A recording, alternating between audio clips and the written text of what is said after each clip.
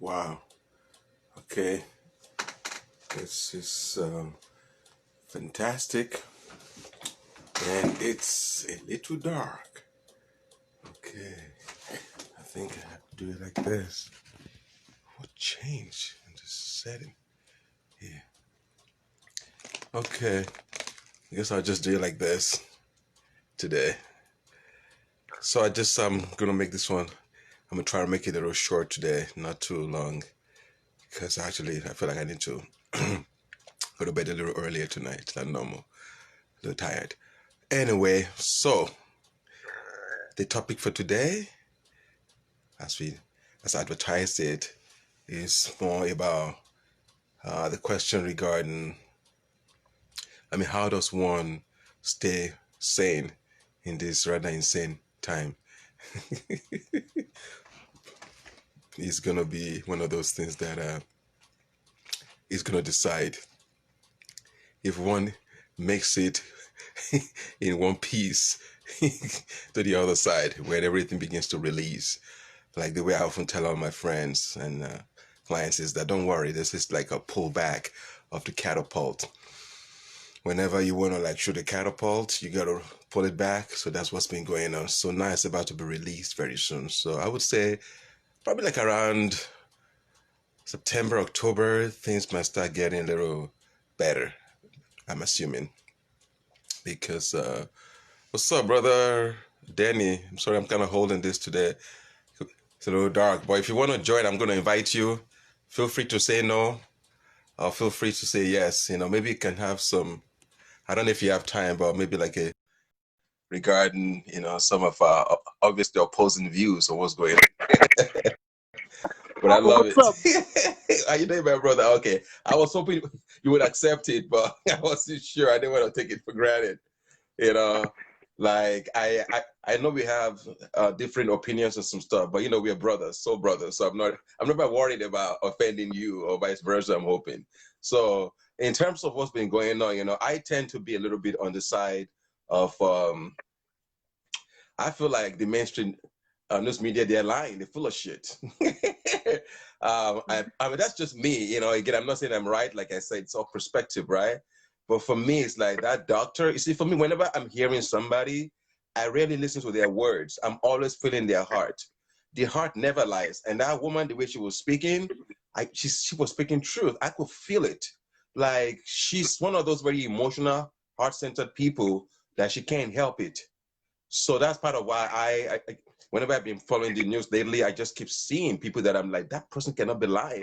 Then when I see people talking about you got to get the vaccine, you can see them talking from their head. You can feel it like from their head. And when people talk from their head, I know they're full of shit. Because if the head and the heart are not working together, then one can lie. It's very difficult to lie when the head and the heart are working together. So that's my basis for knowing truth generally. I see whether the person has some heart in it. And so far, the people that seem to have the feeling are the ones saying that thing shit works. So that's just my own take. You say what you got to say. Oh, well, for one thing that I've noticed is that a lot of times people they can really speak from the heart and really believe what they're saying and be completely misinformed about it. And I like think of some bad gurus I knew over the years. How the bad gurus they were like the most devoted people and the way like I'd read them where I was like, wow, this person is just completely telling the truth right now. I can see that they are honestly and truly believing everything that they're saying and it's totally coming from their heart. But Yes. then, it turns out they were like the followers of this bad shithead guru and the guru brainwashed them and they thought they were spreading truth, but actually they were just spreading this propaganda to help make this guru a bunch more money, a bunch more rich, Okay, and a okay, bunch more. okay. We know who you're talking about. I'm not going to say the name, but we already know who you're talking about. But see, but you're free to mention his name. That's just but just for me personally, my stand on that. I don't want to get involved since I wasn't there. But my heart feels the truth in some of the things. But again, it's not something I want to get involved in. But I like what you just said about how people actually get. So I prefer to use the word programmed. I don't like using the word brainwashed Because to me, brainwash is a good thing. Everybody should be okay. What do you think meditation is? Is brainwashing yourself every moment. So I love to brainwash myself. So to me, it's a positive thing. So let's say the people that you were talking about are the program people, and then they're like full of devotion, seeming devotion. At the end of the day, it's all bullshit. That's what you were saying, more or less, right? At least, yeah. And for me, my answer to that will be, I feel like people don't look deep enough. That's the issue. If one looks deep enough, you will see beyond the bullshit. Because the bullshit only stays on the surface of the heart, of the emotional body. The emotional body is full of all kinds of feelings, but the spirit body is beyond that stuff. And when somebody is full of shit and bullshitting, the soul doesn't participate in it, will not participate. It will just watch it like a witness and say, oh, there you go again, fucking up. I mean, not in a judgment way, but we'll just observe it.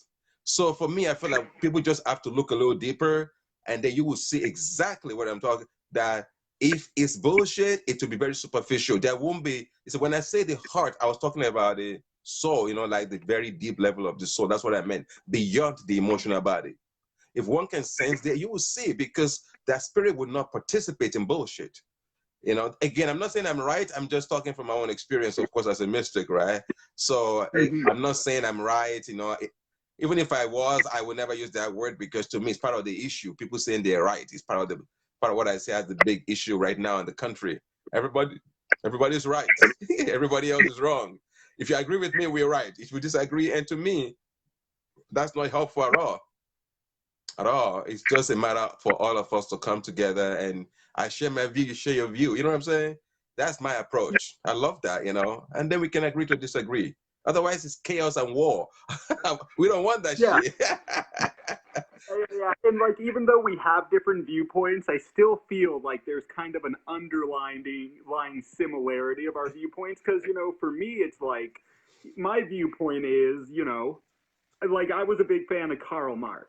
Karl Marx was always talking about how if you look at human history on this planet and you look at societies, certain trends emerge.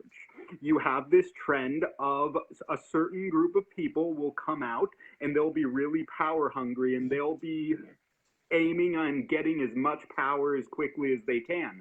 And they'll become the ruling class. And then once they're the ruling class, what are they interested in? They're interested in keeping that power, in oppressing everybody else to ensure that they have the power and their descendants continue to have the power. So when I look at this hydrochloroquine thing, I look at the ruling class and I'm just like, the ruling class in America, it's already had the power for a long time. And I'm just like, the way the wealth's going in this country, where most of the wealth is actually going up to the top, it's going up to the people who have the most money. Like the working class, people like me, we're actually working to make the ruling class richer. Of course. In a lot of, like our level of wealth stays the same. And because of that, I'm just like, you know what? The ruling class, they don't want us taking time off. They don't want us not working right now. They want us to work because we're actually working to make them richer. And that's why I'm so skeptical about the whole hydrochloroquine thing. I'm just like, I think if there was a cure, then the ruling class would want everyone to have it so we could get back to work and make them more money, is my viewpoint. I love your view. I mean, actually, it's a very rational view. Makes total sense, actually. For me, I just look at things a little different, and sometimes that's what it boils down to, the perspective, right? And two, sometimes opposing perspectives can be both correct. My perspective generally is that yes, they would, because if you are printing money, because you see, the people that run these companies, people look at them as being very wealthy, like $50 million, $100 million. These guys that I'm talking about that really rule the planet, they're not talking in terms of that kind of shitty money. These are trillion people who have been printing currencies for thousands of years, probably since ancient Mesopotamia. I know that sounds a little crazy, but this is the truth. They moved the Roman Empire to the British Isles, and then, they all the gold they took to England and reestablished another empire. And these cats are the ones that we're talking about. They would destroy. Look at Rome. You think Rome just fell overnight? They did that to Rome. It's the same system.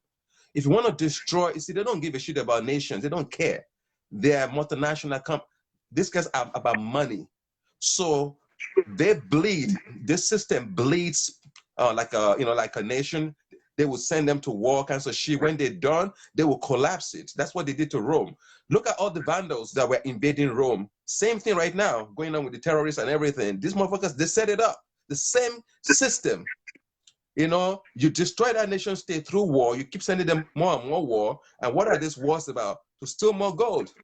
So by the time they have enough of it, they consolidate it, they move somewhere else. That country now is destroyed. And that's what I feel like these guys are committed to doing in America. This is my view. Like they are collapsing the empire. They're collapsing it because they have bled everybody. You see, if I was to like get like a gallon of water and I drink the whole thing, what's left? Nothing. So these guys, they've been sucking the blood out of humans for thousands of years. Now there's nothing else for them to take anymore. So how do you change the system, right? How do you change it from like a collapsed economy into something different? You create chaos. That's what they're doing. It's the chaos theory. You create chaos, people lose all their savings, and then they'll come and say, let's help you guys. And guess what they're going to introduce? The worst of communism. Because you don't want communism, my brother. You see, I like Scandinavian form of socialism. I love it. You know why I like it? Because they don't kill the chicken that lays the golden egg. You need to allow capitalists. I don't know why people are against capitalists. It's ridiculous because they are the wealth creators. You see, what we have in America is not capitalism. What we have is monetarism. People are throwing the baby with the bathwater. Monetarism is evil because it sucks everything out of everybody. These guys make all the money. Everybody deals with the crumbs. A true capitalist always cares for the community. You create so much wealth, you can then share it. At a point, if we create so much wealth, we can actually have house for everybody. Why not? There's so much wealth. On the other hand, I say, okay, you have to help. So how do you help? That's the socialism, but you never destroy people that are producing wealth, because the truth is there are people who are naturally gifted at creating wealth. It is a personality type. The entrepreneur type, the king of, they're very good at it, and they need to be encouraged, in my view. If we collapse them, that's what I call making poverty, socializing poverty for everybody. And this is what I don't like about what these Democrats seem to want to do to America. It is not the Scandinavian version. It is a much darker, negative.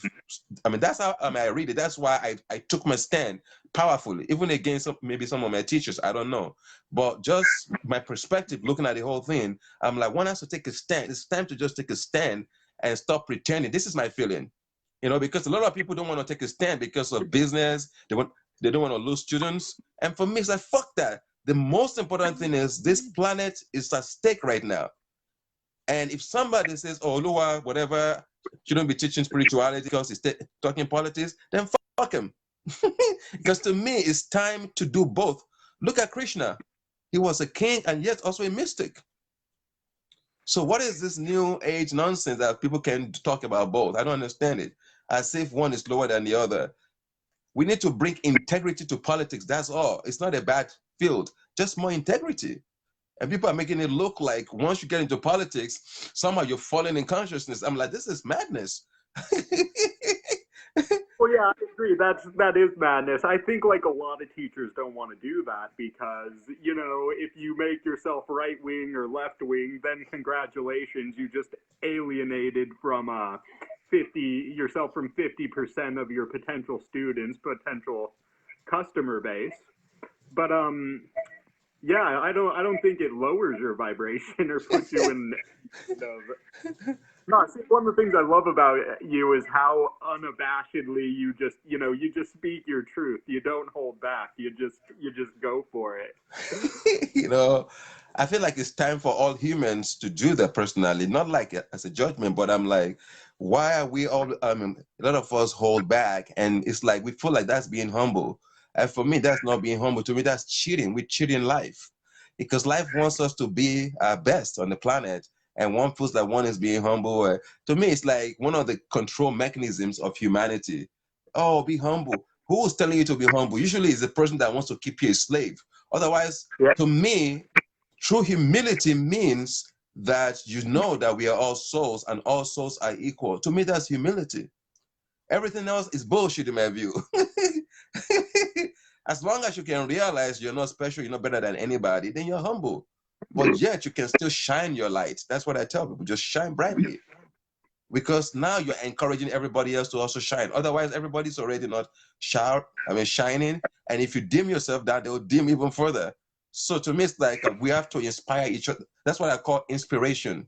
Like you shine so bright, other people are like, what am I doing? Let me shine too. Not in competition, but like a playfulness. Yeah, but also it's like the way you shine, that or the opposite of that, the way you contract yourself, the way you hold back your light, that kind of sets a tone in the energetic field of what is okay for other people to do. Like, I was in a meditation class with my teacher, Roma, and she said, okay, now everybody, like, get really deep inside yourself. Really feel that you're connected to yourself. And I noticed when everybody else felt connected to themselves, it was easier for me to feel connected to myself. It was like there was this distortion in the energy field when no one was connected to themselves that made it harder for me to get connected to myself. And I'm just like, oh my gosh, it's like, shining your light, being connected to yourself. It actually, just holding that reference point for other people. It's such a great gift to give. And it really, not doing it, I think actually hurts people. Exactly. Exactly. That's what I say too. It hurts because that's what I feel like one of the biggest contributions of Christianity, in my view, I mean, not in a good way, is this teaching of humility. I feel like it has turned a lot of Christians into too much pacifistic minds, whereby they take any kind of torture. Because what I see right now is part of what I feel like the gift of Christianity, one of its gifts, whereby people are just accepting any kind of bullshit. But it's because they've been raised in an environment where there's monotheism, like this is the truth, just accept it, no critical thinking. Otherwise, people will be much more skeptical. I'm not even saying I'm right, but the amount of easiness that people just buy into BS, and they say, oh, it's been fact checked. By who? Have you asked the right questions? Who's financing these fact checkers? What interest they have? And when do you have to police stupidity? If I'm very stupid in my opinion, then let me be publicly stupid. What this policing of stupidity is nonsense. If I'm being an idiot, let me be publicly let me make a fool of myself. So people are not asking the questions, why are these people getting shut down? If they're really stupid, then let them make a fool of themselves. It's almost like thou shalt not be stupid. That's almost what I feel is going on in the media now. Like, oh no, you can't say that because somebody will be offended. I'm like, why are we worrying about all this offensiveness? Worry about truth. Are people speaking their own truth? Whether I'm hurt, that's my business. But I want to hear what he or she thinks and feels, the truth of who they are. My feeling is but not everybody's walking on eggshells. And to me, it's gonna make humanity very stupid because we can't express fully what we're feeling in the moment. It's now you have to be PC, you can't say anything. And I'm like, then you don't know who's the KKK because they're smiling at you. I want the KKK guy to tell me, oh, I hate black people. Okay, I'll leave your neighborhood. I'm fine with that. But if they say, oh, Olua, I love you, and I go hang out with them, and at night they take out a knife, you know what I'm saying? So I want people to speak their truth. Then we can allow this. Not only white people, let them have their own state. I'm even generous. Give them their state. Nobody goes there. Why not? I don't see the problem. What is the issue with that? Give them their state. Racist, only whites allowed. Okay, give them their own little state. We have 49 to choose from. Anyway, that's some of my own crazy musings. What do you feel? What do you think? I thought the same thing. I was like, wouldn't it be great if we could just give, like, split it up continent by continent and just be like, okay, like, all the people that think, like, the whole global warming thing is, like, BS and, like, you can just have oil pipelines and trash the environment. Like, you guys all go live in Australia, okay? And all the regenerative people, we're going to go to Europe, all right? Like, and just be all regenerative over there, and you can just trash that side of the globe. We'll see. It's like everything's protected, so like that wouldn't work at all because people be fighting for which island is better. You gave those Yeah. people the better island. We are crazy as humans. And some people might hear me saying that like a judgment, but I say that with no judgment in my heart. We are literally insane. Look at what we're doing to nature. Look at all this stuff. How can anybody deny that we are mad? It's like somebody living in a house and they start burning it. What would you call that kind of person? And they still have their bed inside and the house is burning. I mean, what other word can you use for somebody like that? But mad. But that's what we're doing. If you hate somebody, at least kill that person. But you are killing your own. It's just madness. So, Man, I feel like it's just, it's so hard to crack people out of their conditioning. it's very Which I difficult. think One of the most difficult things in the universe, probably. Yeah, you're right. I agree with that. I've been thinking about, like, the baby boomer generation. Like, I see a lot of wastefulness from that generation, and I'm like, my God, that's like the most prosperous generation. Like, the baby boomers in America are probably the most prosperous generation that has ever existed on planet Earth. It's Like, possible. I they, won't be surprised because there's so much money. Second World War had been won. Yeah, America was not the richest. Yeah, you're right. I can imagine. and then, like, it's like, you have this generation that grew up at a time of, like, economic expansion where there was just more and more and more, and property values are going up, and, like, the stock market's going up, and the wealth's going up. And, what happens is people are just like, we don't have to live so frugally. We can be relaxed in our spending, we can be wasteful. And then because they have that conditioning, they act like that. And, like, for my grandfather, he was the absolute opposite because, he was born in like 1910 or something like that. So he was a Great Depression guy. He was Mr. Like, I'm going to buy the cheapest thing every time and only buy what I need. And he had a lot of money in his old age, but he still was just like, no, I will only buy It's a frugal $2. man. I will not drink anything except the $2 Chuck because, he's so set in his ways.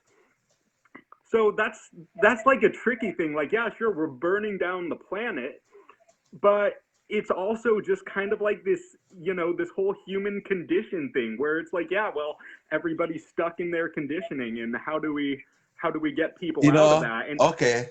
I would love to answer that. And I'm gonna give a very mad opinion because we all know I'm a madman, right? You know.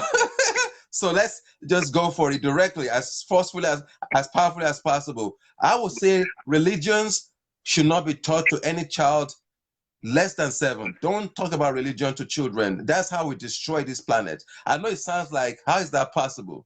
Well, you see, every child is born present. We all can agree on that. Presence. That's what children, in varying degrees, right? But when we start introducing all these ideas to them at a very young age, that you're Christian, you're this and that, you are destroying that child because now that child, there's no space around that child anymore. You see, we all need space. That's what presence is. It's a space that we all occupy. And when you load that space too early with ideas, that person will not be able to separate who they are from their ideas. One of the curse right now that's happening to humanity. When you disagree with people, they want to fight you because somewhere in their being is confused. It thinks it is the idea now. And part of the beginning of that, from what I can, when I sense into people, what I sense is that childhood that's just poisoned too much. Because the moment you tell a child, it's like telling a soul, like, oh, yeah, this pencil is so tiny. It's so tiny. So part of what I would say, one of the ways to do it is to say, don't teach, but how many people will listen, right? So another thing I would recommend is religion should lose some power. I mean, honestly, people have to be able to choose between religion and intellectual understanding. They have to be able to understand these deep ideas. Most people are not theological, they are believers. There's a difference. You know, a true Christian theologian is critical thinker. They're a critical thinker. So you can see the bullshit in some of these books. You can read it and be like, okay, this somebody put this there. Because that, you know what I'm saying? Logic is allowed. But believers are the dangerous ones because they accept anything without thinking. That is the danger. Whenever you accept anything without thinking about it, you have, in my view, broken like a cosmic law in a way, because it is the choice, ability to choose. When you're not reasoning, you're just going like a hive mentality, like a hive. But that's not how universe wants humans. Universe wants us to have that individuality, which oftentimes the root of it is in ability to choose. And how do you choose? Because you're a man. That word comes from manu, which means he or she who can understand. That means you have to be able to understand to be called a man. Otherwise, you're not. You're just an animal, or even worse, a machine. Machines are worse because the believers are they're mechanical people. It's too much. Understand this. Then when you understand the truth, then you won't lose your temper anymore. Not you, just that person. Because believers are very, very angry. They're angry. It's like they're sitting on like a bum. And what is this bum they're sitting on? Is the doubt. They have never been allowed to doubt the beliefs. Doubting is how your intelligence grows. You have to, everybody should be encouraged to doubt everything they ever believe. Doubt it. Everybody taught that. And then you start reconstructing your truth. But that requires critical thinking, which is never taught. The moment you say, oh, I'm a Christian theologian, then you're not going to be pissed off when somebody says they're Hindu, because you see that truth is one. That's logic. But if you are pre-logical and you think your way is the only way, that's how wars begin. You know what I'm saying? So a lot of the intolerance I see on the planet right now is people are not taught logic. Just because I disagree with you doesn't mean I hate you, all that stuff. but but that's how people behave. That you wear no mask, you must be selfish. You wear the mask, you must be sheep. I'm like, wow, really? Is this what the world has become? I'm right, See, I'm right, I'm right. I want to say something about I understand what you're saying about the religion thing, how so much, because of the way religions are and because of the way religions push their views on people, that, either you're this religion and you're right, or you're that Exactly. religion wrong, and you're in bad spiritual standings with God forever, all eternity. But I feel like there's like this archetypal, almost rhythmic tune that humanity just wants to dance to, that involves like getting involved in some kind of spiritual tradition with your family. It's like you look at so many cultures across the world and like everyone's doing it. It's almost like there's this just intrinsic impulse in us to go and have some sort of spiritual life with our families. And I don't know. I feel like that's part of the human, like that's like this archetypal condition or Of course. something. Yeah. Of And I course. think like preventing people from, like for one, I guess I could say like preventing rigid ideologies.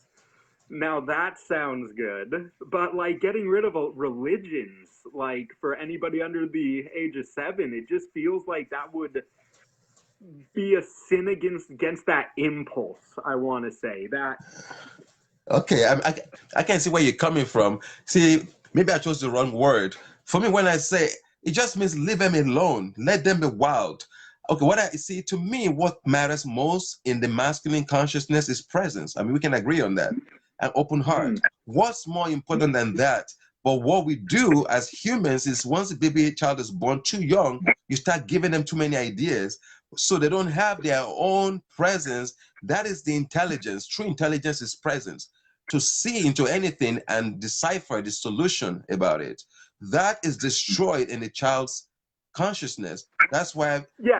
so that's what I mean by, because every child is pretty present. That's what I mean. Keep the presence going. That's what I meant. Okay, when when you take them into nature, when you point to a plant, don't say that's a leaf. Leave it alone. Let the child just point to it, because pointing is like directing the child's attention to what is. If one just points at that kind of a thing as a mystic to a child, don't say anything, that is this flower, whatever, just point to it. That child will stay mystical. And to me, any human worth his salt has to have a bit of wonder. That's what I call mystical, the wonder. The more we lose that wonder, that's part of what's happened to humanity. We have lost that sense of wonder, because when you lose a sense of wonder, you get bored. And when you're bored, you destroy your home, shit like that. But that Yeah. wonder, oh my goodness, what could that childlike is what humanity is being pulled into, not childish. Childish means one never grew, or childlike is he or she who has become wise, but at the same time retains the innocence too. The old man is the wise one, and the child is the innocent, you know. And I feel like that childlike playfulness, I feel like is very important in my view in the spiritual journey, because then one can relax. Playful people can relax better. It's easier to be Mm-hmm. when you're playful. People that are serious get tense. That's why, much as I love yoga, sometimes I'm very, very critical of yoga. I'm like, yoga should be combined with tantra in my view. Yeah, well, I feel like that playfulness can really help people drop down some of the walls and the barriers that, prevent you being connected with someone else, prevent you being connected with yourself. And I see how having like a really rigid sort of system, like something like yoga can absolutely be very rigid, Christianity can Anything that's absolutely too be. rigid, yeah. Mm-hmm. Yeah, and that's, it's like that rigidity. It kind of like, it feels like it kind of like reinforces these energetic sort of barriers. The It's ego, like yeah. the is that the ego? The Because ego, yeah. that's what. It's the ego, Uh huh. because so when something is very difficult and you're very good at it, what do you think you're going to do? It's very natural. When you're very good at something very difficult, the ego will build. That's part of what happens to yogis. I mean, whenever I hear of a scandal, usually it happens to a yogi because it's too much repression. They've repressed too much.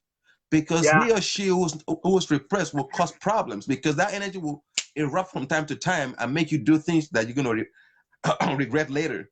So that's why I always say it should be taught together. He or she that's trying to do yoga, the efforting thing, building, I would say also teach them how to relax. Because so many Mhm. yogis get caught up in the third eye and they can't move beyond it. They get caught up in the third eye because to get to the third eye chakra, it takes effort, right? You can use effort. But from the third eye to the top of the head, no effort. In fact, the more effort you make, you're going to be in trouble. It's an act of grace, but they don't know how to relax. The next step is to relax after that, and then the energy lifts by itself through grace. But they're too just addicted to the efforting.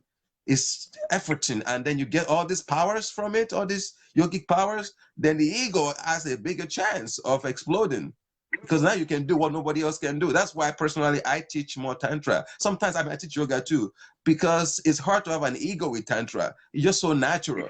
Everybody, whatever everybody else is doing, you're also doing it. So where's the ego there? So I often I'm a little more biased towards that, like, because you're just normal, like a Zen teacher, carrying water, I mean firewood, just regular. You're not Yeah. fasting for 10 years, sitting on one leg. Like, wow, what a saint. I'm like, tell the saints to sit down. That's the part of the problem. Tell them to sit down and be natural and be human. That would encourage more people to wake up. Because too many people that I see spiritual, they don't make too much effort because they think it's so difficult. They've been so brainwashed that it's so difficult to wake up. And I'm like, no, it's the simplest thing. Just simple. Relax. But aren't there? I feel like there's like, God, like on one hand, on like the energetic thing, I feel like, like take like the energy flowing up through the central channel through the chakras. Mm-hmm. Like, sure, you can like will it to become straight, Mm-hmm. but I feel like it's also like, you can relax into it. And if you relax enough, you relax the places where you're clenching down the energetic flow unconsciously. And I feel like there's a time for both. Like ultimately, I feel like the relaxing is better, but like take like the energy flow down my right leg. Like I have problems with my right foot. And I can tell it's like I just got this blockage going down like the right leg. It feels like there's this knot like in my thigh. And I try to do like this relaxing into the energetic channel in there and really allowing it to open, and it's just not working with for me. And then I start like, okay, well, what if I start doing like this really intense kind of masculine willing that energy to be straight, and that actually feels like it smooths it out. And I recognize like maybe that's not the best end all path, but it's just like maybe that's just where I'm at right now for this part of the energy flow in my body. Well, I can do this to straighten it out, and I know if I relaxed it that would be better, but for some reason I got some blockages that aren't allowing me to do that right now. Yeah, well, I mean, like you said before, everything has its place, or maybe I said that, whatever, but it's a mixture of both. I mean, like I said, to teach yoga and tantra, both should be taught, so that the person can have a rhythm. Because as you were just saying right now, that's a rhythm to life, as you were suggesting. Sometimes you got to make the effort, and then you relax. You clench your fist, you relax. You clench it. But a lot of people, what we've done is we clench and we don't know when to release it anymore.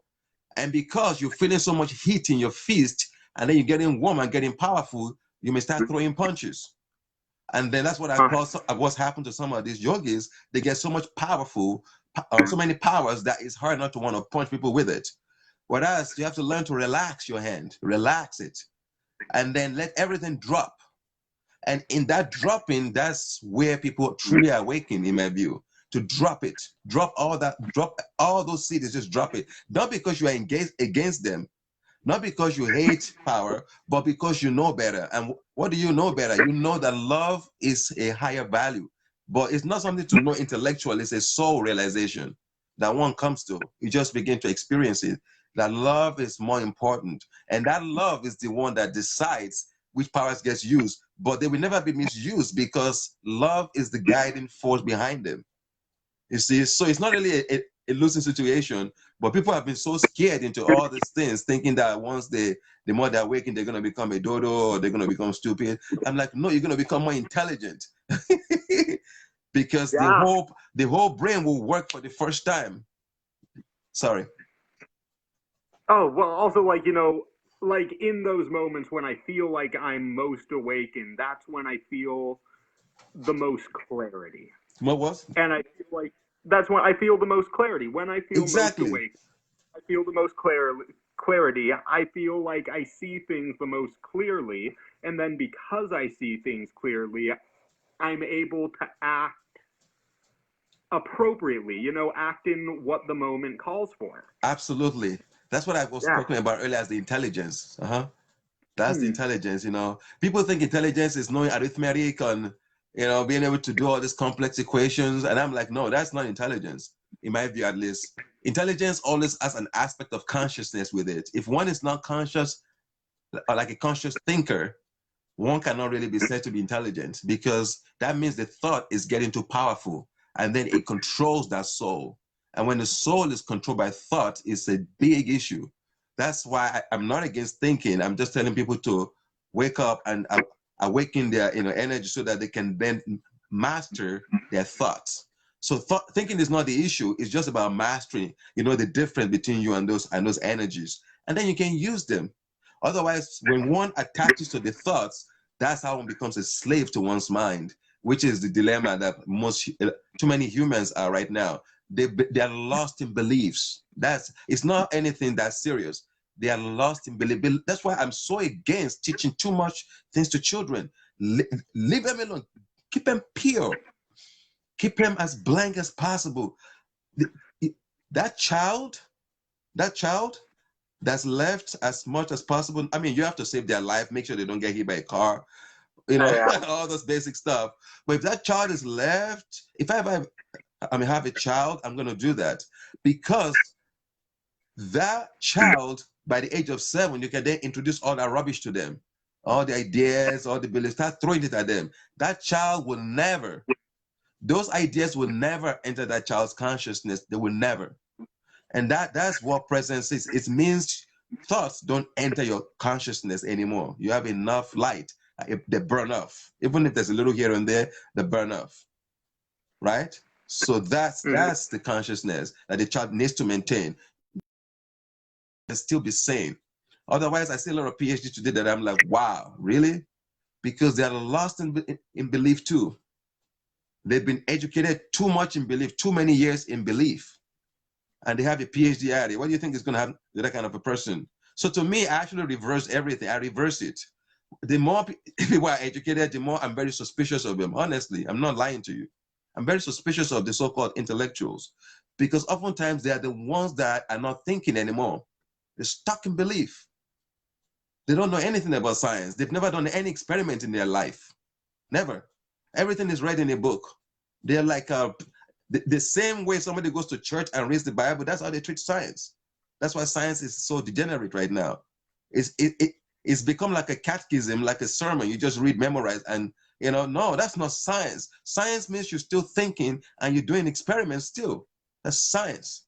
But how many people are thinking? How many people are doing experiments? It's like, no, this guy already did it, so I don't have to worry about it. I'm like, no, no, no, no, no, you got to do it. Or be aware what you're doing, that this is just a belief, it's not a knowledge. Yeah. Alusha-san, it's been wonderful talking with you tonight.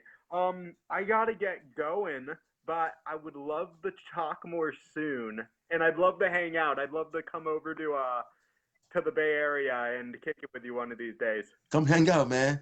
I feel like maybe very soon, yeah, we should get together and talk and do all this crazy philosophizing, whatever, and enjoy. Yeah, no, I always enjoy talking to you. I always feel like it's a great conversation every time we hang out. Well, okay, from one madman to another. It's one madman's heart to another. Sayonara, man. See you later, brother. Much love, man. Enjoy. Thank you for allowing this beautiful energy exchange today.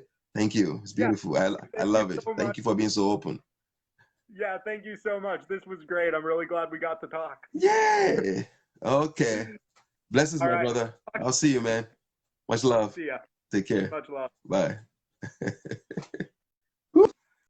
Okay. That was nice. I enjoy having people like interact with me like that in terms of logical ideas back and forth, because there's a lot of people that think that being spiritual or mystical, it means you can't be logical anymore. And in my view, nothing can be further from truth.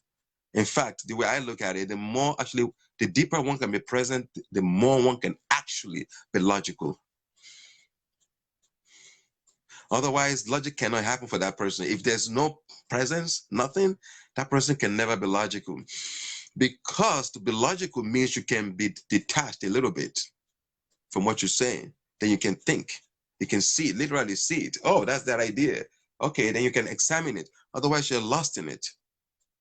So that's one of the things that I really feel I know in terms of what it takes. Like, people just have to know and be taught the scientific ways again, which is the way of experimenting, which is the way of experiencing. Otherwise, everybody has become too much of a believer.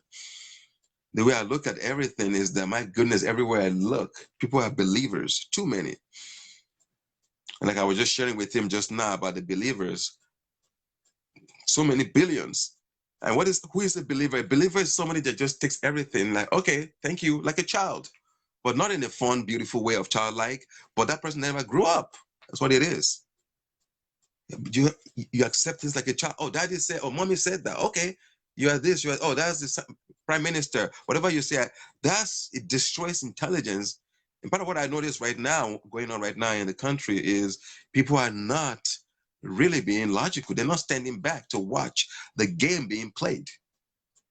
They're getting played. And the reason why they don't see it is because they have never been taught the science of logic in some ways. Otherwise, this is so obvious to anybody who ever studied Hegel, the problem, reaction, solution paradigm. I don't know if I've talked about it in some of the videos.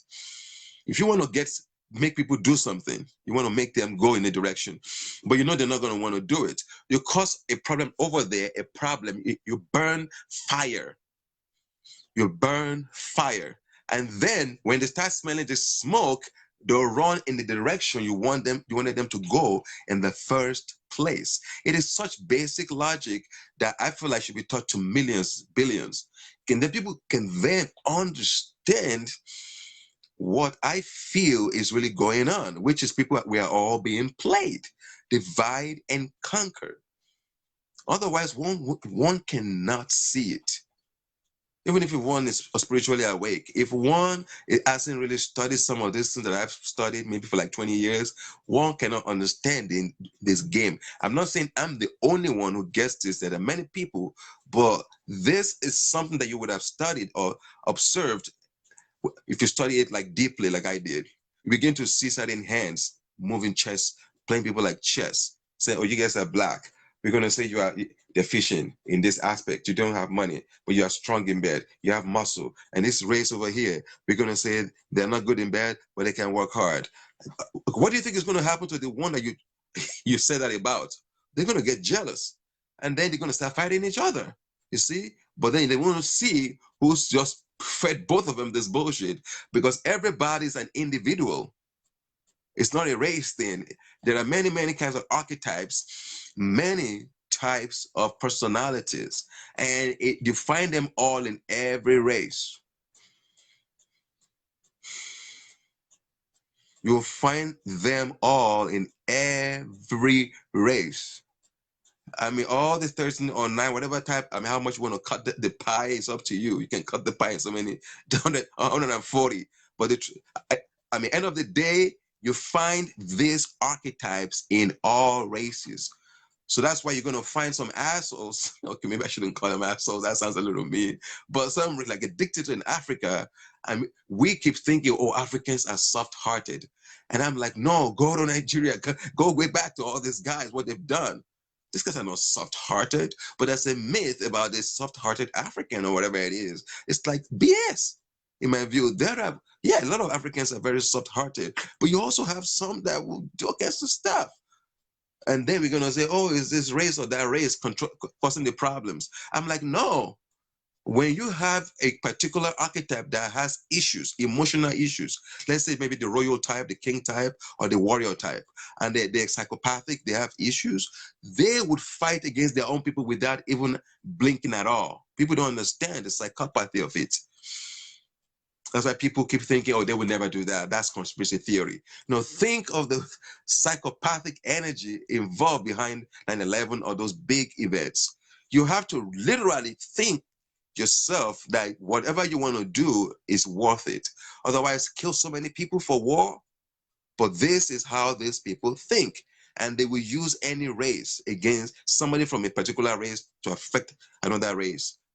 Because they will say, they will take oaths. It's all about oaths and making that black man or white man, whatever the group is, to say, whatever if you do what we say, we're going to make you wealthy. We're going to make you rich. You're going to be the warden of those people that look like you. You're going to be the one in charge of them. That power is part of what is given to people that will become presidents. So when people say, oh, I voted for this guy because he's black, I'm like, you better think twice. You better think twice. You think that guy that looks like you really represents what you want? You better look again. Because if the person has made some oaths and stuff, they become heartless. And look at slavery, African-American slavery, 300 years. You think we're that stupid to be enslaved for 300 years, but they kept dividing us. And that's what they're doing right now to us again. The same motherfuckers behind slavery are the one in charge of one of the parties right now. They're the ones behind it. And what worked to make slavery last for 300 years is being done again. And what did they do? Light skin against dark skin, the child. So whenever they want to have a coalition to escape or take things over, one will go make a deal with the teacher, with the master. And then that one comes out and finds out the plan. And then everybody gets killed. That's how slavery lasted for so long, because otherwise all those strong black men and women, black people, 300 fucking years, but they kept dividing us. And the same shit is being done right now. I mean, same in the white race, same in whatever race you want to talk about. It's the same game, divide and conquer. That's why I always tell people, stand back, be logical, watch the game, and then choose how much you want to participate. I don't care who you vote for, what side you choose, but choose consciously. That's all I tell people. Choose consciously. Know what you're doing. And then when you make that choice, and then you accept the consequence of that, that's fine. I don't care what side you choose. Just know what you're doing. Otherwise, you're going to regret it. But when you say, okay, these are the issues that matter most to me. Okay, I'm going to vote for this party or this man or woman. Or these are the issues that matters most. Vote that direction. But know that that man or woman is not perfect. They're going to have some shadows. And that's what part of what I see, my issue, part of what some of my friends that are the Trump kind of followers, I'm like, I feel like they've turned the man into some kind of angel right now. Deity that's going to help save the deep state, all kinds of stuff. I'm like, relax. That's part of why they can't see is shit. It's lies, all kinds of stuff that he's doing. They focus only on the good thing that he's doing, which is what I call idolization of anybody, whether it's a guru or whatever. Whenever you look at somebody and say, you know what, they're perfect, nothing wrong, you can't see their shadow, you have idolized them. And whoever you idolize, you're gonna torture them because it takes two to play that game. A true teacher, a true friend will reflect our shit back to us so that we don't put it on them. That's why whenever people give me any compliments, I always say, you've seen it in yourself. Otherwise, if one takes it and be like, oh, I'm special. No, you're in trouble. You just say, okay, whatever you see in me is you. So that's how people, you don't take anybody's bullshit. And then they'll see all of you. The good, the bad. I try to show people all three. People that meet me the first day. I try, even in conversation, but real quick, because I don't have time to waste.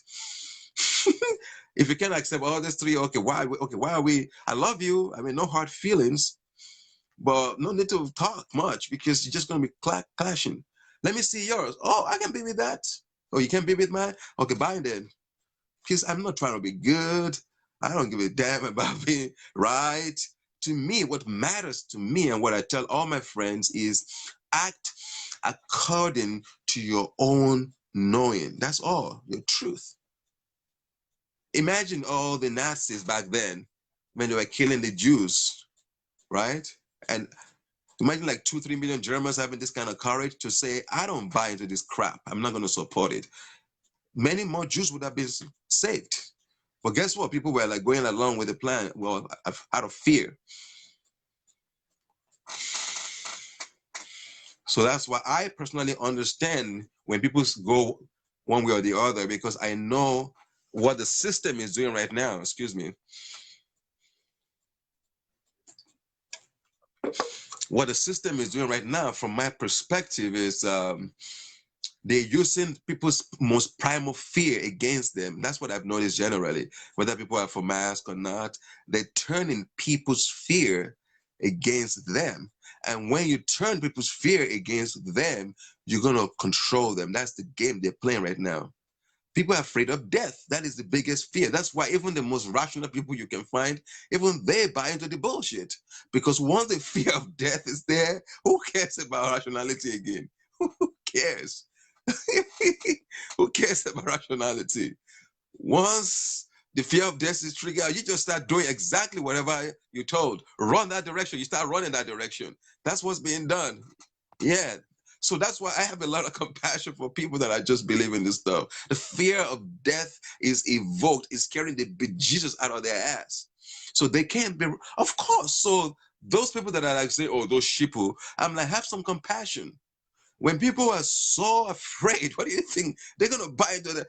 Anybody says go that direction, they're going to run. They would even check who set the fire and why they're being led that way. That takes logic and some level of presence to be able to say, okay, telling me to, but who has time for that shit where life is in danger? That's why the system works the way it works.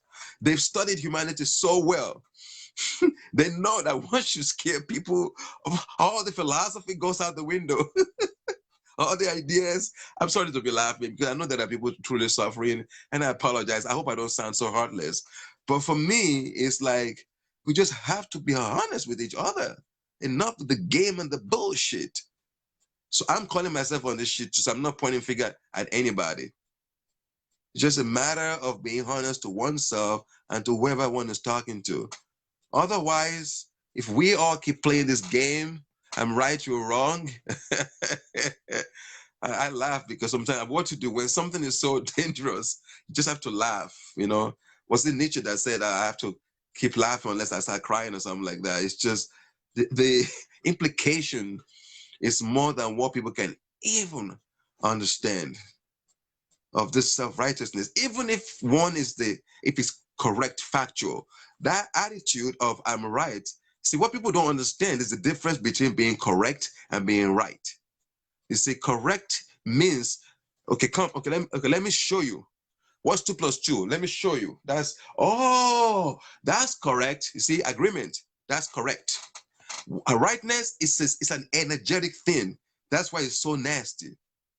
So people think, oh, so that means that there's no truth. People ask that question all the time. No, there's still truth. Just because you say there are many sides doesn't mean there's no truth. It just means you are being diplomatic in a way, but you're also being respectful of other people's opinion.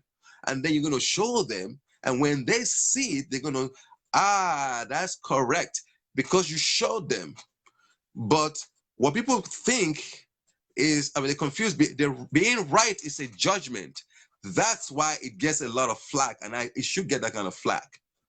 Because whenever we say I'm right, that means you're telling that person they shouldn't exist. That's the energy. You basically, it's like murder, like a subtle kind of murder. You're saying you shouldn't exist. So even though I might say that answer is not correct, you see, there's a difference there. If I say, what you're thinking, I don't agree with that. I don't think it's correct. You see how the language shifts, right? I don't think what you say is correct. It's a different way to talk to people. Let me show you. Somebody might still be upset, but there's less energy there, less charge. As opposed to I'm right. That means you're saying, how could you? That's the energy of righteousness. Is whenever you feel, how could you, you've judged it. Exactly. That's the energy. How could you exist?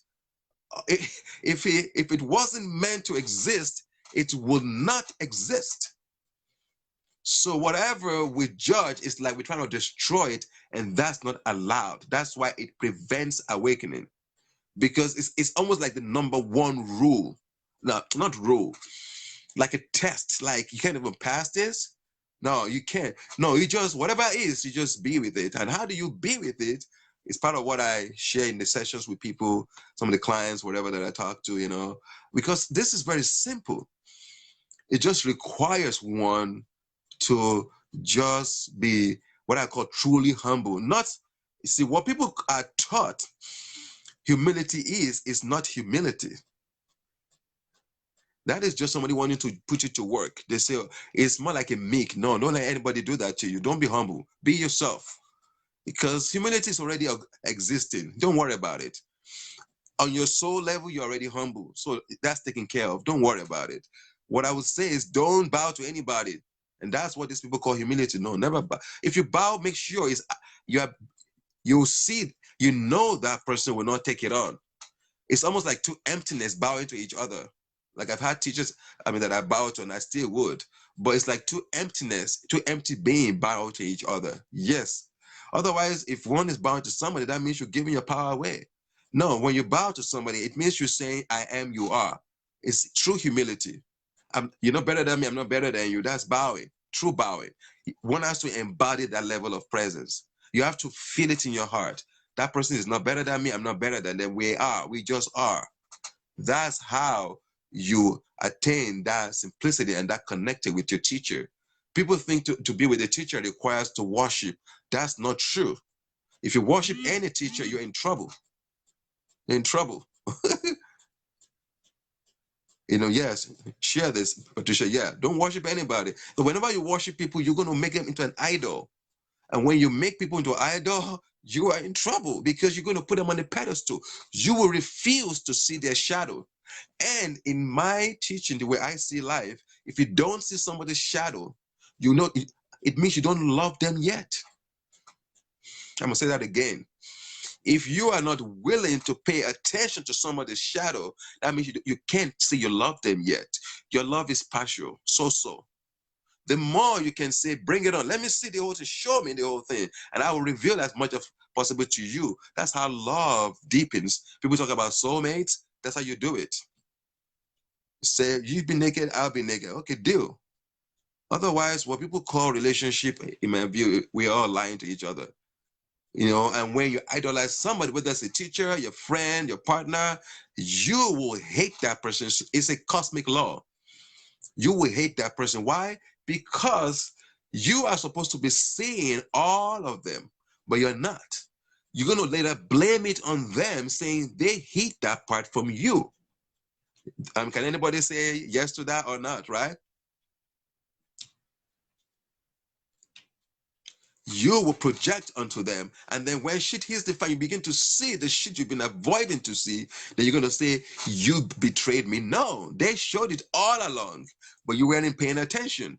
I'm not blaming the victim or shaming the victim. I'm just saying, for one to truly take one's power back, one has to realize that to idolize is to actually, you're cheating even the beloved, your teacher, you're cheating them. Because now you're not seeing who they are. How can you say I love you if you don't see all of me? That means one day you're going to see, you may not accept it. And what is love but acceptance? What is acceptance but love? Just same energy, different words. If I love you, I accept you.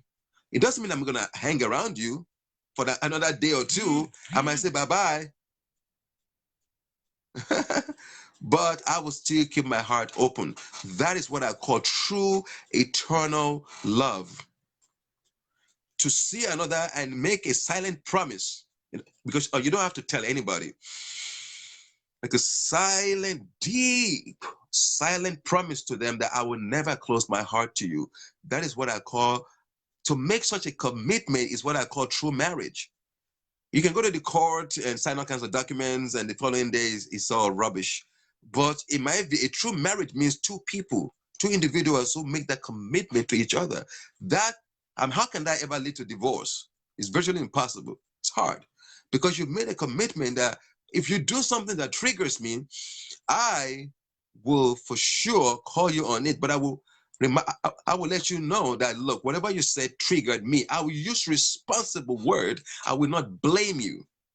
I will but show it to you, the wound that I feel, but then I will release it because I love you and I'm committed to love with you. That is it might be one of the fastest ways to open one's heart. To be with another, 1, 2, 3, 10, 10,000, 10 million, like that is a shortcut. Because that person that was going to say motherfucker will start triggering you from that momentum because you have made that commitment. Life will say, okay, let's show you. So if one can then say, I will not close my heart to this situation. I will be with it. I will feel it. I will not run away from it. That energy, the very energy that was preventing one before from awakening, that energy becomes a helper.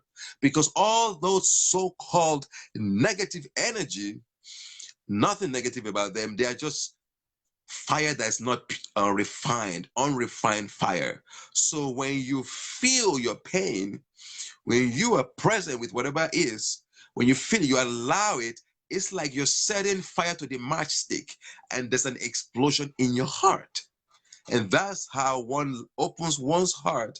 Once the heart explodes, one can never be the same again. You become like a madman or woman, so in love with everything. It doesn't mean you're going to like everybody. That's it. I mean, I'm not claiming that. I'm not saying you're going to like everybody. Some people, you'll still have preferences, but somewhere in your heart and soul, you will have many friends, people who you can count on. That's what I call it, true community. People who are committed to each other, whether it's 2 or 3 or 4. People who say, I will never close my heart to you, because that's part of what I see is causing issues right now on the planet Earth. Too many people are not loving unconditionally. We are too stingy as humans. Some of us are, at least.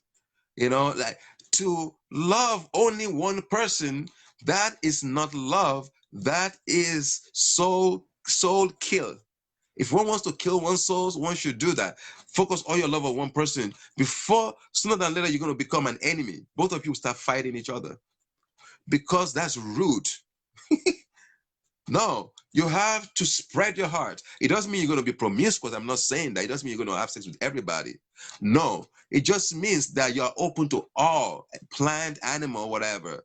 People think to open one's heart is very, very hard. You might lose your beloved. No, your partner, in my view, cannot love you, can only love you only as much as their heart is open. And if their heart is only open when they're with you, sooner than later, their heart will close because that's too small window. It has to be as constant as possible. That's what opens the heart perpetually. Otherwise, what people have done in this culture is only love your family. That's part of what I notice is what could have set this planet on fire if care is not taken. This idea of the nuclear family, basically, people talk about how come we have a nuclear war that could happen. I'm like, of course, when the basis of so-called civilization is nuclear family, what do you think is going to happen? Huh? Because the very taste of nuclear family means only, on a very subtle level, if you really trace the energy, you really feel it with your heart and soul. Don't agree with me? Do your own experiment. Trace that energy with your heart and soul, and you will see that it destroys the heart. Because basically, say only care about 2 or 3 people. Well, if you only breathe when you're peeing or whatever, then sooner or later you're gonna stop peeing. Because you know what I'm saying, you're gonna stop breathing because you don't pee so often. So you have to keep that heart open. That's how you keep it open. And it's not easy. I'm not making it sound very easy, but it's one of the most worthy of all endeavors. Otherwise, people make $1 billion, they never learn to love. That, in my view, that life has been wasted, in my view. It's not a judgment, it's just something that I feel in my heart, that if one comes as a human being with this tremendous opportunity to feel, to be able to feel, because one of the fastest paths is through feeling. And if you can feel, you don't do things, you learn faster. When you hurt somebody, it doesn't feel good. And then you're like, okay, I'm not going to do that again. And if people somehow close their heart and they say they're not going to do that, I don't know how that's even possible. I could never have done that. But I guess it must have been possible because there are people like that. Then what you're going to find sooner than later is a people at war, chaos, because you only care about yourself. Some people only care about themselves. That's the worst. But nuclear says only 3. That's not good enough. Only 3 people? The heart can love the whole of existence, the whole universe, and you're saying they can only love 3 people? Wow. No wonder the planet is so in shitty shape. When I say no, to me, the minimum should be extended family, or better still, more communes should be established. I have friends that are trying to set up communes. I'm hoping to set up my own communities. People living together, choosing to live together. It doesn't matter whether you're Hindu or black or white or orange, whatever color you are. People who agree to share, that's what I call a community. We'll share whatever we have. It doesn't mean you're going to share your wife or husband. I'm not talking about that. I'm talking about like resources. That's a community. That keeps the child's heart open. And one of the big things that I've noticed has happened to humanity is the children's heart. The hearts of the children are squeezed way too early. They say, only love me and your father, or your father and your mother and I. You're destroying that child. That's what we've done. By the time the average child is 10, 11, they've become a fascistic, excuse my French, potentially fascistic son of a, you know what I'm talking about? Because they're so in their head. They've been told don't love, because when somebody is not allowed to love, sooner than later they're going to go to their head. Where else can you go when you're not loving but to your head? And when people go to their head, what they're going to do sooner than later, if there's no love, they're going to start destroying. And that's part of what I notice is happening to humanity right now. All this left brain education is making us insane, because left brain thinking without love and insight and stuff will make one crazy. It's madness, because it's almost like you have one eye open, or you're like totally blind pretty much. How are you going to do anything right? So part of what I share with my clients and students is how to be deeply present and feel their own pain. I will guide them, as a spiritual guide. And then they are the ones that do the healing. If anybody tells you they healed it, they're full of shit. Nobody can heal another. You can only guide them towards their own healing. I'm going to say that again. If anybody claims to be a healer and they say they heal people, they're either lying or they're not saying it correctly. But the truth is, Nobody is a healer. You can only guide people, take them to the river, let them drink, and then they'll become full. That's healing. But you can't force them. It's not allowed cosmically. It's breaking the cosmic law. And I don't I don't break cosmic law. You have, as a guide, that's my job. I take people as a guide, and then they can do the healing. And the more people are healing their pain, because I'm not the only one that can do this. You can do this by yourself. You can do it with somebody else, you know. But if you want to do it with me, you know, just email me or message me on Messenger. Just text me on Messenger, and we can connect. Because it's time for people to just start healing their heart. Otherwise, what we have right now is just people that have forgotten how to love. If I was to put it in one sentence, I would say we as humanity, we have forgotten how to love. And how did we forget how to love? We forgot how to make love. Another thing that is so obvious to anybody that looks deep enough. When people are not making love, they would become destructive. And I'm not talking about sex, I'm talking about love making. Literally, you're turning the energy of sexuality into love, soul love, deep love. This is what Tantra is all about. And part of what I teach and share with people, how to turn your sexual energy into awakening energy. Otherwise, people are just on that lower level of the sacral chakra. They can't go beyond it because they don't know how. They've never been taught. So there are many people that can teach, but part of what I share is the techniques on how to breathe and things like that to help that person learn how to go make love to their partner in a way that's more evolving, that pulls the energy up from the sexual chakra, the sacral, to the heart center. So that's why, I mean, it's like when you want to mine gold, you got to go dig for the gold. The gold, the raw gold, the lead is the sexual energy. When alchemists used to say you turn lead into gold, what do you think they're talking about? Who wants to who wants to try? Anybody wants to guess what they meant when they say turn lead into gold? Somebody write a little sub for me there if anybody's watching. And what do you think they're talking about lead? What does lead mean? You want to type it in for me, what you think? Otherwise, I'll just say it if I don't hear from anybody. Okay, nobody's answering. Okay. What they're talking about, that lead is your Kundalini energy. That's the mystery school, one of the code things they've been hiding for centuries. And I'm here to reveal a lot of it. Heavy, okay. Yeah, well, no, lead means your sexual energy. It's the Kundalini energy. That's what they're talking about, lead. Lead means somebody who's not, yeah, it's heavy, you're right. Somebody who's not awake, their energy is heavy. Why? Because it's almost like there's a weight tied to their tail. They are not flowing. That's heavy. So how do you turn this lead, heaviness, into gold, which is one of the lightest materials known? Gold is lighter. That's why there's an obsession about it. It's an alchemical element that shows purification. It's been churned from lead to gold. It's been transformed. So that term is an alchemical term that really, it shows that he or she who knows how to transform that energy into oneness. And that is something that is so simple that it has to be shared, which is part of why I'm speaking out more and more, because I want to share this with many people, you know, through whatever online courses or through text, whatever, WhatsApp, Zoom, whatever. Yeah, because more people radiating their energy from their heart will transform this planet than any other invention. I don't care what the scientists invent. More and more humans coming to their heart center will do more for an entire generation than them knowing how to do anything else. If people can be taught how to open their heart, it will change the whole culture. Because as the way I see it, why are people not sharing? Only a closed heart doesn't share. If the heart is open, you're going to share. It's just the way it works. If one's heart is not open, one does not want to share.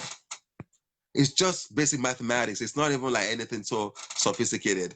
I'm not trying to be like, oh, I'm so cool. No. It's just a basic. If one's heart is not open, how do you share without the heart open? It's impossible. All that person can do is one can only take. That's what people call the narcissistic people. They judge them. I'm like, no. Why are you judging people calling narcissistic? I mean, you can call them that, but to me, it's a simple thing. Somebody who's narcissistic means their heart is not open. If one's heart is open, you can never be narcissistic, because for the first time, you start caring about everyone. You start respecting. Otherwise, until then, you're an, asshole. We are. Because you only care about yourself. But why would one not only care about oneself if one's Kundalini energy is not awake, one is not growing? I know some people say that one can collapse Kundalini energy. I don't understand it. But I have friends who've done it, and I love and respect them. They believe it. They seem to know that on some level. But that's, for me, I feel like the Kundalini energy is the way to do it, in my view.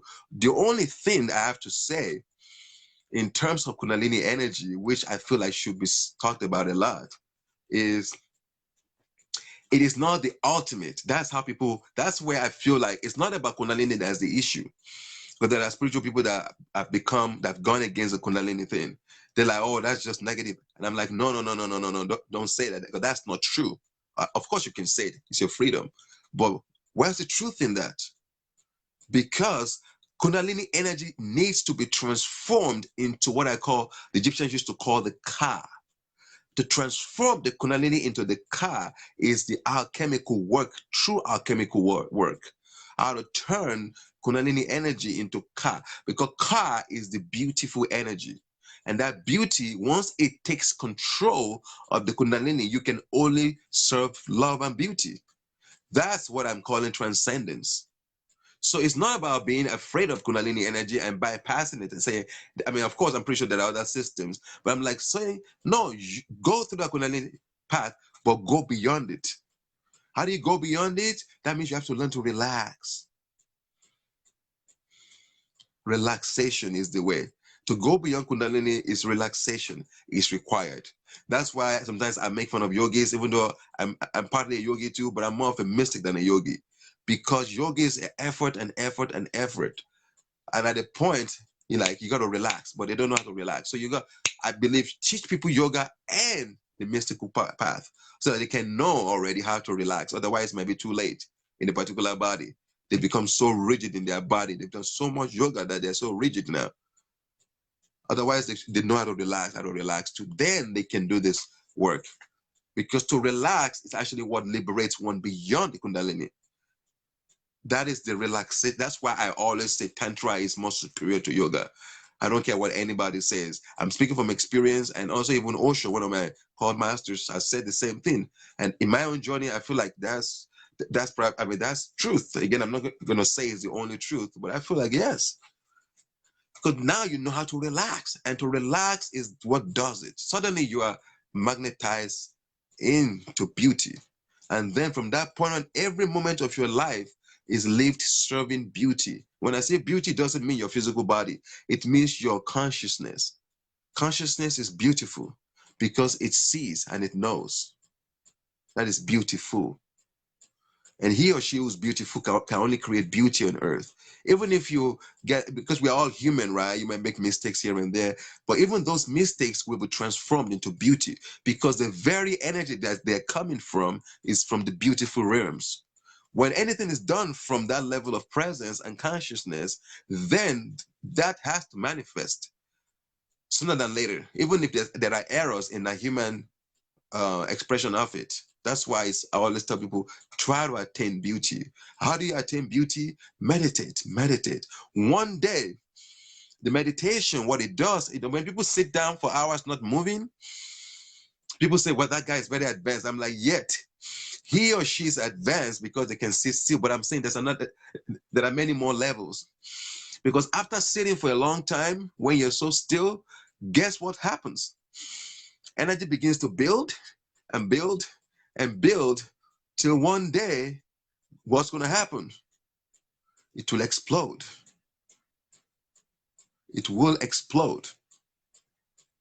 So that's why I often tell people, just stay heart-centered. Everything else will be taken care of in your life. If one can somehow manage to stay in the heart, one's life will lead to awakening, guaranteed. Guaranteed. Because the heart is the inner master, the soul. the love being that we are. Some people call it the Christ love, whatever name you want to call it. That lover that we all have within us is not just the good angels. Every being in the universe has that soul aspect, which is beautiful, which is loving. But it has to be realized in the body for it to come to terms. What do I mean by that? One has to embody it sooner than later and then express it. Otherwise, it's just latent. It's just there in the background, not expressing. And that's how some souls come, they incarnate, but they didn't leave anything beautiful. What does that mean? It means the beauty dimension of them, their soul, where their beauty, true beauty lies, their beauty that wants to express never actualized because they blocked it. That's still making sense. Anybody want to let me know? Anybody's listening?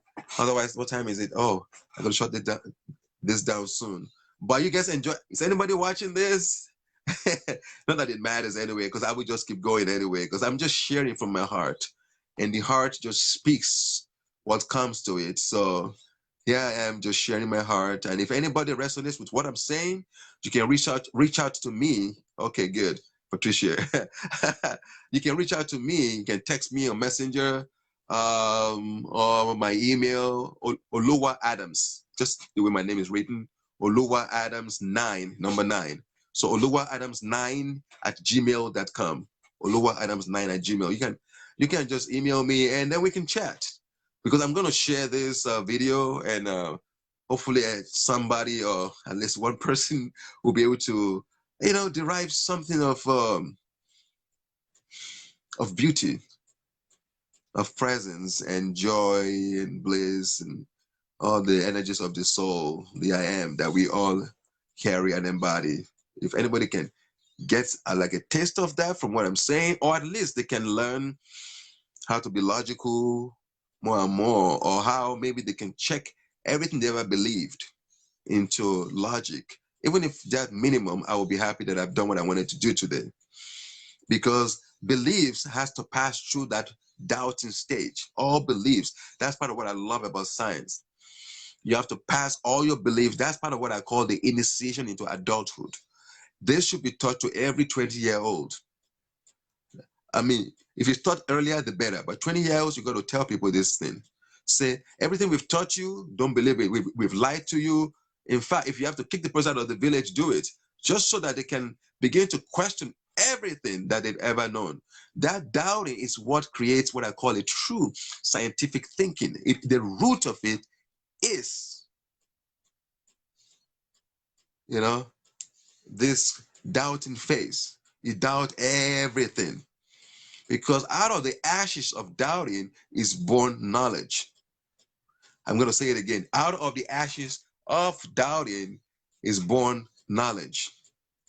Out of the ashes of doubting is born knowledge. Maybe I should write that down because I feel like maybe I should post that, because people now think that, give me just a minute, okay? Out of the ashes of doubting, true knowledge is born. Okay. True knowledge.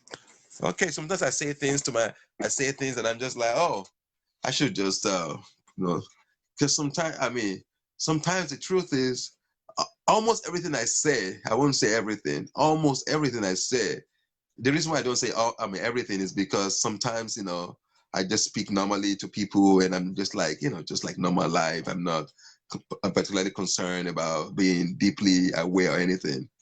So I'm still present, but not so deep, but, present. But when I give these speeches, I often try, I don't say I try, I just tune. It's about tuning. Like part of what happens with awakening, you can tune your energy. So what I do sometimes, I just tune it up. And then from that tuning, then I speak. And so everything I'm saying in that space is the divine inside of me that you also are. That's what people call it downloading. I don't like to call it downloading because that looks like it's some other being doing it through me. No, it is the very essence of the I am that's speaking, of course, through the grace of existence itself. I know I sound like a madman to everybody right now, but that's okay. So for those still watching, who might have any interest in what I'm saying. So I hope there's been some things that have been shared that have touched your heart tonight. Whoever is watching or will watch this, since I'm going to share it, I hope I planted some seed. And if you somehow you feel like you are motivated to donate, just donate to my PayPal at OLUSESANOYENUGA. Again, it's at OLUSESANOYENUGA. And the other one is Venmo. You can donate. Yeah, actually, it's Joshua Shiva, I believe, for the PayPal. Sorry, I think it's Joshua Shiva. And then the other one, the Venmo, is Solutions on Adams. Yeah. Anyway, either way, let me know if you feel like donating, then I'll lead in the right direction. I'll donate. I gotta get my shit together.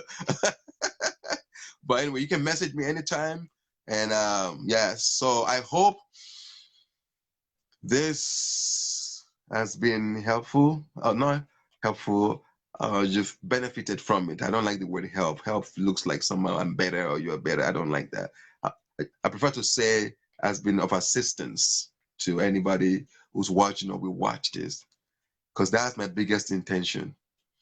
This is like an open love letter to existence, everything I just said tonight. So if it lands anywhere and anybody benefits from it, I'm glad. If not, then it means the universe felt like it was rubbish. So either way, I'm surrendered to existence. My existence choose everything that happens every moment of my life. And I hope that each one that watches this or is watching also makes that prayer, because that's what leads to total freedom. For one to be so surrendered that you said, even if I don't want something, universe, give it to me. Any experience that I need towards my complete awakening, universe, make me pass through it. As long as I have to. If I don't have to, make it sweet and nice. But if there's something, existence, I need to go through it, and of course, I'm open. That's that level of surrender one has to get to. It doesn't mean you're going to prefer it, but it's like basically, it's like saying, whatever may come, I surrender. That is the true love song we are all taught to sing eventually. The way to make that song is to surrender. And that surrender requires us to sing from our soul, the song of surrender. Like basically you're singing, I surrender. Or you sing it, but not from, okay, I guess I got to surrender because you're more powerful than me. No, you're saying it joyfully. If one can say just once from one's heart, that is the day one will begin to dissolve into existence, guaranteed. Because that means the bigger work is done now. Now you say, okay, bring it on. Not from a challenge that I'm strong, whatever, than the universe, because nobody is, obviously not. We're all parts of the universe. But you're saying that I trust your wisdom, universe. Do with me as you may. Wow. To say that and sing that song is what I call the arising of intelligence. The arising of intelligence. Otherwise, one will always have this doubt about everything. One will not really be a knower. And who is a knower? It doesn't mean you are some guy that built a boat thousands of years ago in the Bible. To me, the word knower is like a play on the sound. If you know something, and knowing doesn't mean you've memorized it, it means you've experienced it. Then you are a knower. And all knowers, you can't forget what you know. It's impossible. You may not remember it consciously right now to regurgitate it, but somehow you know it. It's been digested because you've experienced it. All our experiences are always recorded. That's, all our experiences are recorded. Once you've experienced something and you've gotten the juice out of that experience, and what is the juice out of the experience? The juice out of it is to say, wow, I've learned I will never do this again. Once that has been digested, you can never do that thing again. Because somehow, even if part of you has that fantasy, but because you've learned that lesson, somehow you won't be there when that thing is needed. Somehow it won't happen. It won't, because you already learned it. Your energy will not survive in that area. Something will prevent you from going there to that country or that place to commit that act, whatever. You've learned it, you've digested it. Boom, next lesson. But what I got to say is, why are people choosing these slow paths? But for those who that's what they want, I also share and teach this stuff in private lessons. So you can reach out to me on Messenger if you want. We can share some of the what I call the bicycle paths, which I'm not trying to make fun, but those bicycle paths, in my view, are slow as fuck. But some people, they're very mathematical. They like the slow, the step by step. I'm like, okay, good, enjoy it. I'll share with you. Go step by step because there's a beauty to it. You get to get there, you look around, oh, look at that. And then the next level, you look around. But my thing is, some of us are just tired of that. And for those who are tired of that, I'm like saying, well, let's just share some of the fast techniques. And one of the fastest techniques is to just be with what is. That's it. Somehow keep your heart open to everything. When your heart, you feel that tension in your heart, that knot that you feel when your heart wants to shut down, that little heaviness, just keep breathing into it. Keep breathing. Breathe into it. Breathe. That breathing will begin to melt your heart. Literally begins to melt it. And once the heart is melted, the structure that we've all built, the heart is always open. That's what people don't understand. People think they have to open their heart. No, that's bullshit. You don't have to open your heart. It's already open. What is needed is to destroy the structure around it. And what melts that structure is the presence and just keeping your heart open. Whenever you feel like your heart is shutting down, take a deep breath. Up and down. And then center in your heart. Wherever attention goes, energy goes. Do that 10 times a day at least. You will see within a year or two, your heart starts melting. If it hasn't fully melted, it will start melting. Because now you are breathing, you are melting it with your life force. Breath is a life force. I mean, nobody's going to disagree with that. So when you consciously breathe, it's like you're using your life force, because we all have that life force. That life force, part of it is prana. Prana means that which takes you high or can bring you down. That's prana. Prana, up and down, udana, whatever they call it. When you're breathing, that's part of why I love sharing these techniques in private sessions and in groups, whatever. Hopefully when this corona shit goes away, we can start doing the live workshops again. Because I love to share this. I prefer, if I can. Otherwise, we have many online courses coming up. In fact, I have one on Tantra. I'm going to be marketing soon. And so for those who are interested in the path of how to have make love through sacred sexuality, those who are interested with that, is a man or a woman, I would say they should message me and I'll let them know when this course is about to start. It's going to start, I believe, August 3rd. So yes, sorry, yeah, August, is it 3rd or the 15th? Anyway, I'll let y'all know. So that's what's up. I don't think I have anything else to say tonight.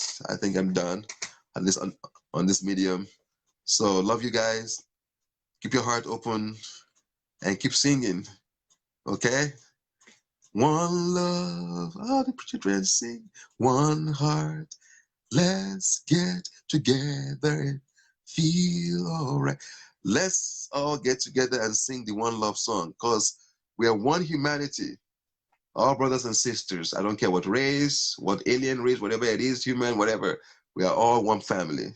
And let's live accordingly as brothers and sisters. Love you guys. Blessings. Take care. Reach out to me. Donate. Blessings. Bye.